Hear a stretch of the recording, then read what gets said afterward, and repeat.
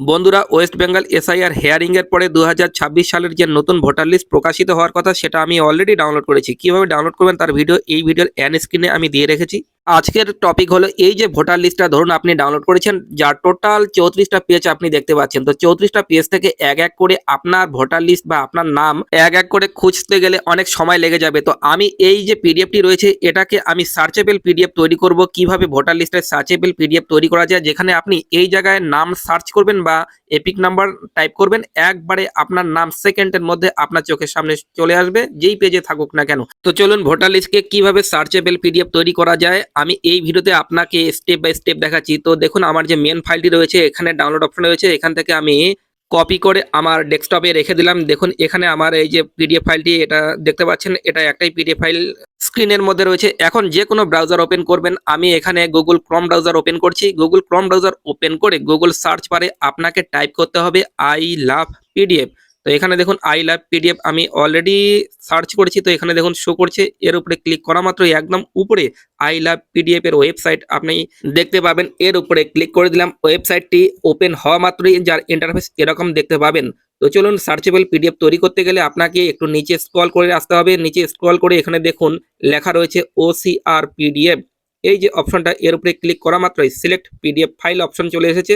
Select PDF ফাইলের উপর click করা মাত্রই আমি যে ডেস্কটপে রেখেছি ফাইলটি, যে ভোটার লিস্টটি, এটা সিলেক্ট করে এখানে ওপেনে ক্লিক করলাম। ওপেনে ক্লিক করা মাত্রই এখানে লোডিং হওয়া মাত্র আপনাকে অপেক্ষা করতে হবে। এখানে দেখুন লোডিং যখন হবে তখন টোটাল যে 34টা পেজ এখানে আপনি দেখতে পাবেন।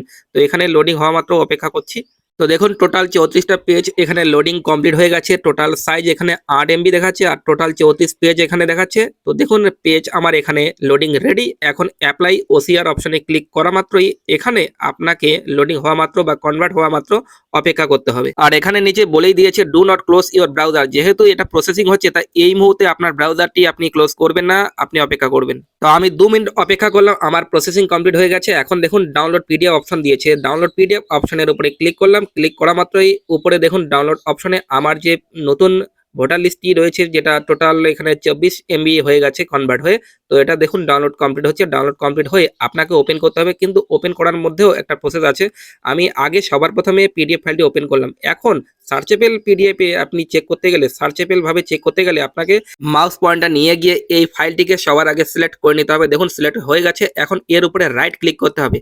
রাইট ক্লিক করা মাত্র এখানে দেখুন ওপেন উইথ অপশন দেখতে পাবেন। ওপেন উইথ অপশনে ক্লিক করে মাইক্রোসফট এডজ নামে একটি ডিফল্ট ব্রাউজার শো করছে, যেটা সিস্টেম ব্রাউজার, একে সিলেক্ট করে নিলাম। এর উপর সিলেক্ট করা মাত্র বা এই ব্রাউজারের মাধ্যমে আমি ওপেন উইথে সিলেক্ট করে, যেহেতু আমি এই ব্রাউজারের মধ্যে ওপেন করলাম, ওপেন করা মাত্রই আমার পিডিএফ ফাইলটি এই ব্রাউজারের মধ্যে ওপেন হয়ে গেছে। এখন এখানে দেখুন সার্চ আইকন দেখতে পাবেন। সার্চ আইকনে ক্লিক করলাম। ক্লিক করার পরে আপনি যার নাম খুঁজতে চাচ্ছেন তার নামটা এখানে টাইপ করতে হবে, বা এপিক নাম্বার যদি থাকে এপিক নাম্বার টাইপ করতে হবে। তো দেখুন এখানে অটোমেটিক নামটাকে সিলেক্ট করে নিল। যদি একই নামে বিভিন্ন ব্যক্তি থাকে তো আপনি এন্টার করে চেক করবেন। তো দেখুন এখানে একই নামে হয়তো বিভিন্ন ব্যক্তি রয়েছে, তাই এন্টার করে আমি সঠিক নামটি খুঁজে বের করছি। আপনি যদি পুরো স্পেলিং টাইপ করে এন্টার করেন তো একবারে সেই জায়গায় চলে আসবে। যেমন এখানে দেখুন সেই জায়গায় চলে এসেছে। আপনি নামটা দেখতে পাচ্ছেন, এখানে যার নামটা আমি টাইপ করেছি তার নামের জায়গায় এখানে গ্রিন অপশন বা গ্রিন সিলেক্ট অপশন দেখতে পাবেন। এখানে দেখুন গ্রিন সিলেক্ট অপশন দেখতে পাচ্ছেন।